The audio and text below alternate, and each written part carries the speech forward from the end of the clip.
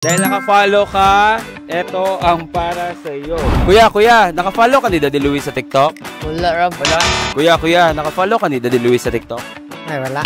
Sir, naka-follow ka ni Daddy Luis sa TikTok? Oh, kapalo ko. May proof na naka-follow ka? Wala kayo, wako dala cellphone. Ayong! Ate, baka naka-follow ka ni Daddy Luis sa TikTok? Wala. Naka-follow ka ni Daddy Luis sa TikTok? Po. Sa TikTok? Yes. Sigurado?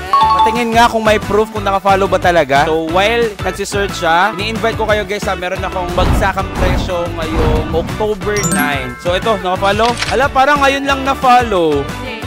Promise talaga? Okay, taga saan? Pwede magpakilala? Joseph Tagupa po, from Talakag, Bukidnon. Talakag Bukidnon. Meron lang akong question sa'yo. Bakit mo ako finalo sa TikTok? Idol ko pa si kita. At dahil naka-follow siya guys, nakita niyo naman yun na naka-follow siya. At saktuhan, nandito tayo sa SM Cagayan de Oro City. Meron akong ibibigay para sa'yo. Dahil naka-follow ka, ito ang para sa'yo. Meron kang brand new phone. Ano masasabi mo? Thank you po. Hindi po ako magsasawa, mag-order ulit ako. Wow! Saan mo naman gagamitin yung phone? Sa pinsan ko po kasi gusto niya magka-phone po kasi birthday niya ngayong first week of October po. So congratulations. Pwede mo bang buksan?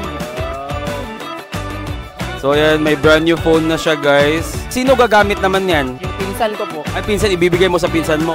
So dapat naka-follow din yung pinsan mo ha? Yes po. Congratulations! Ayan, nag-follow lang siya, may brand new phone. So pwede tayo picture?